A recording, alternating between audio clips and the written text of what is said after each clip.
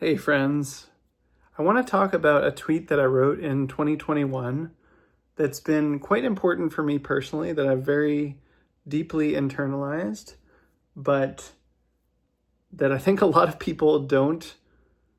Well, certainly not a lot of people have seen this tweet, but a lot of people also haven't really learned this lesson, and I want to explicate at some length in case it's of some use to you.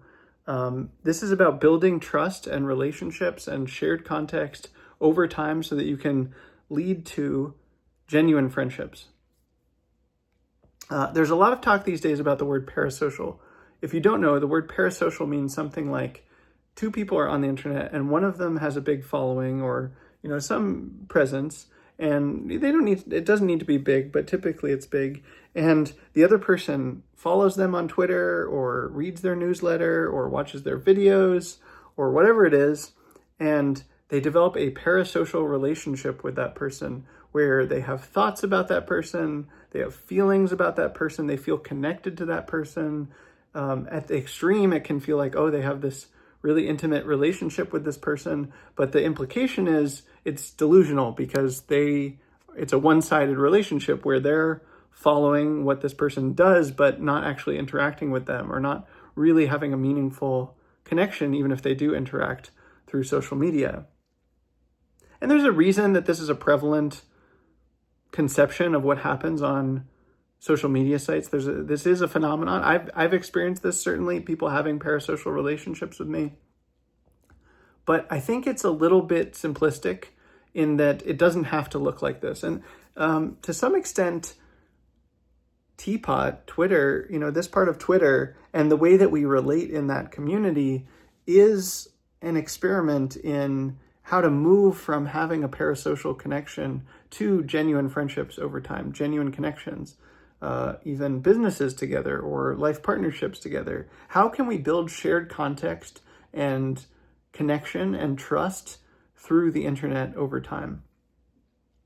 And parasocial gets at one aspect of what this can look like, kind of a failure mode of it, but I think it doesn't have to end up looking like that. And there's sort of a path to genuine, real intimacy and connection over time that can start with stuff that looks like parasociality, but doesn't end there and doesn't end with the problems associated with that mode.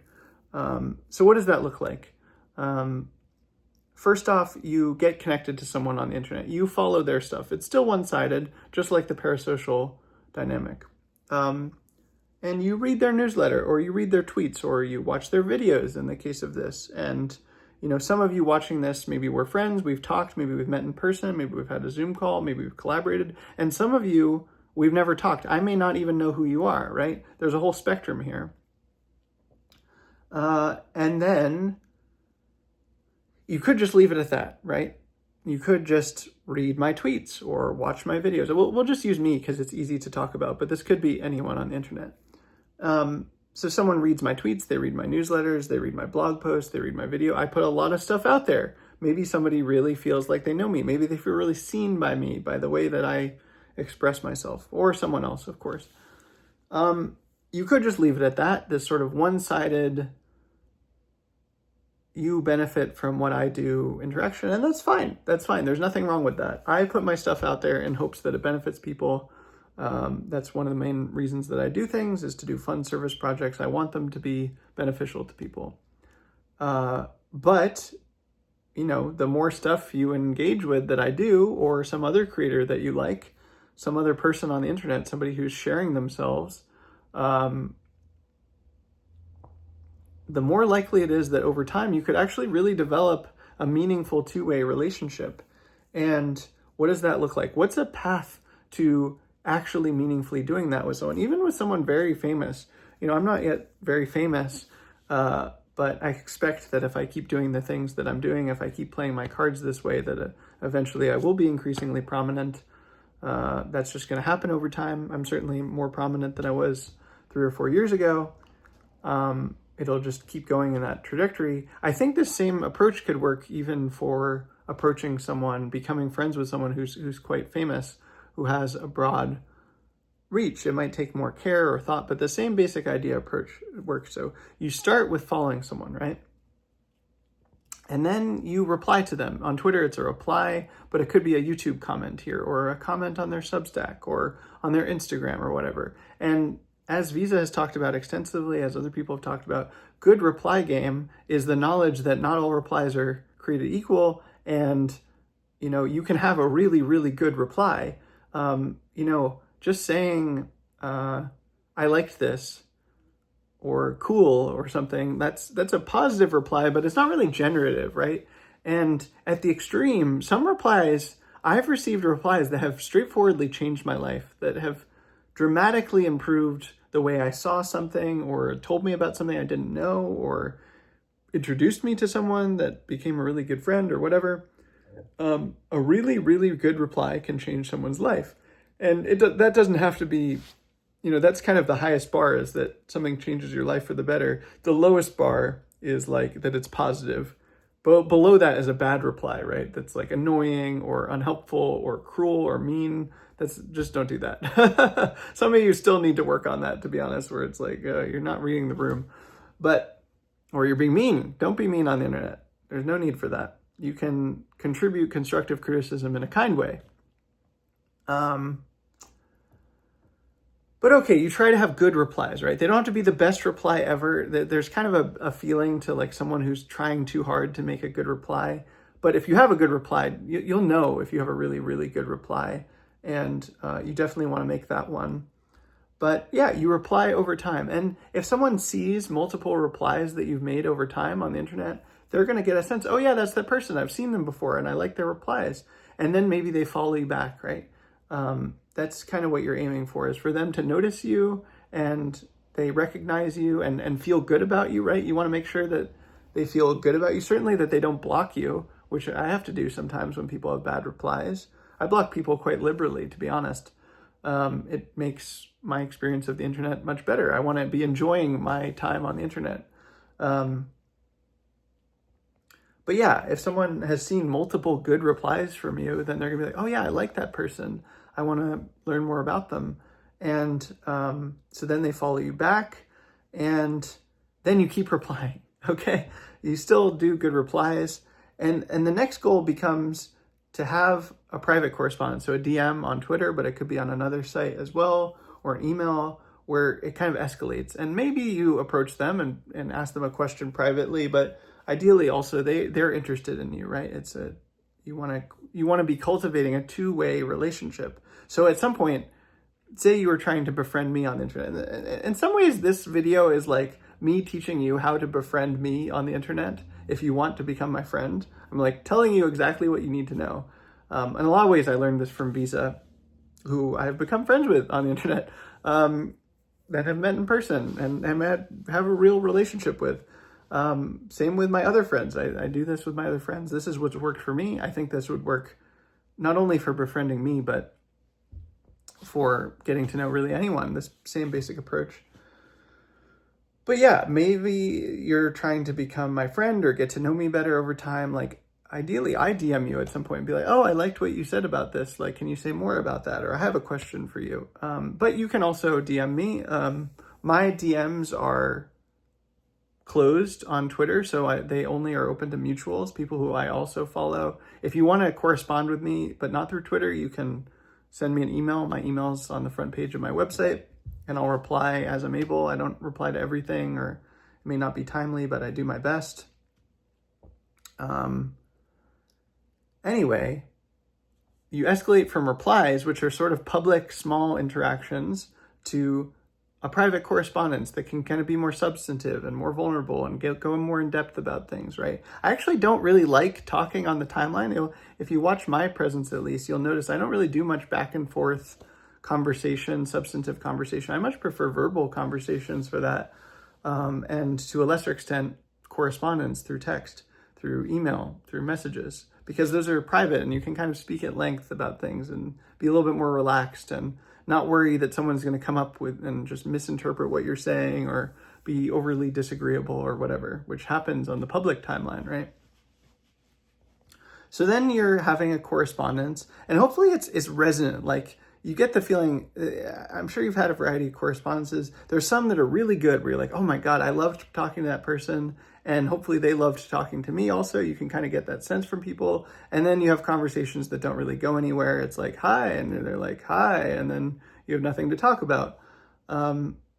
If you're getting the feeling, oh, this is going really well and we're talking, then you can kind of escalate to a Zoom conversation. It's so great. We live in 2025 and there are video calls. You can get on Zoom or Google Meet or whatever and have a call where you can see someone's face and talk to them and hear their voice. And you can propose that. Be like, hey, I'm really enjoying talking about this with you. I'd love to talk more. Could we do a Zoom call sometime? Could we do a video call? And hopefully they say yes. Also, at some point, if this is me specifically, maybe I'll reach out for a call, be like, hey, do you want to talk about this? I love doing calls with people if there's already that established context, right? Like we already have that established context and resonance where it's mutual resonance, right? I'm interested in you, you're interested in me, and we have things to talk about that we're both interested in actively. A lot of people will want to befriend me and want to get to know me, want to spend time with me, but go straight to a Zoom call, right? They'll be like, hey, we should do a Zoom call sometime, and be like, I don't know you that well. I may not have seen you before on the timeline, or maybe I have, but we still haven't DM'd yet, or haven't even followed you back yet. It's like you're skipping steps. For me, these steps are really important, where I want to build context over time with someone. I'm not against doing Zoom calls with people, but for me, I would really prefer to have mutual context first, not just you about me, and also mutual resonance, right? Not just you about me. And I think that's true for other people in similar position as well. In my case, you can actually book a call with me now, but you have to pay for that. If you want to talk to me and I don't know who you are, or we haven't already corresponded, then you can book a call with me through my website now, which is great because that solves a problem for some people that you can that's a built-in way to talk to me. I like talking to people. I want to meet people. I would love to talk to literally everyone on the planet if I could, but I have finite time and energy. And that's even more so for people who are more busy and more, prominent and what have you than I am. So it's a little bit of a theory of mind issue generally, where like you think everyone else works like you do, but when someone is busier than you or more prominent than you, their social dynamics and how they spend their time and energy is just going to be a bit different. And you may not really realize what the reality of that is. They may even like you or want to talk to you, but they might just be like, hey, I got to prioritize this other stuff.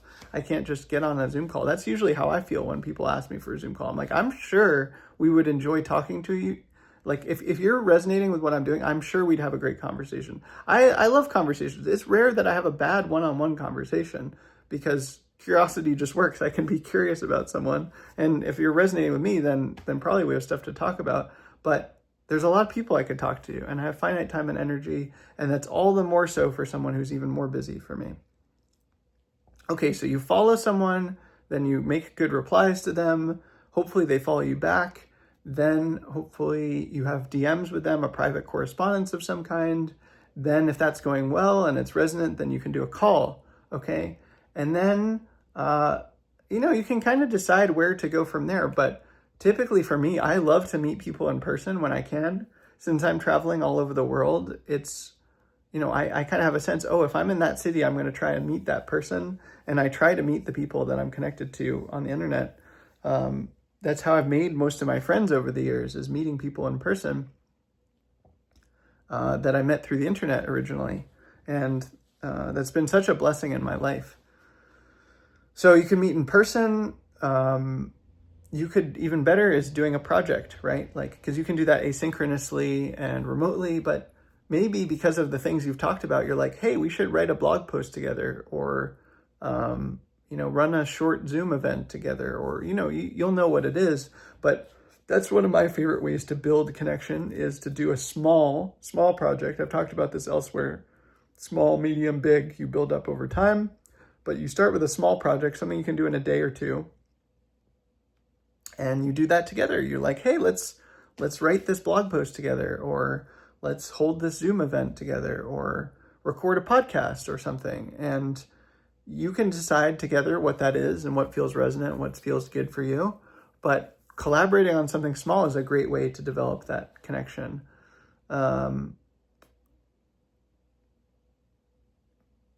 Yeah, those are kind of the two that I reach for with people, is like I like to meet them in person when I can, and I like to collaborate on a small project if and when that feels mutually resonant. And you may not hit those points of mutual resonance. You may not want to collaborate on something, or there may not be something obvious to collaborate. Some of my best friends I don't collaborate with these days, but I really like to collaborate with my friends when I can.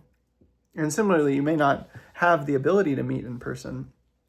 But in any case, basically what you're doing there at that stage is just building continual connection, talking to each other regularly, building more shared context over time, and that eventually kind of pops over to a threshold where it's like, oh, we're friends.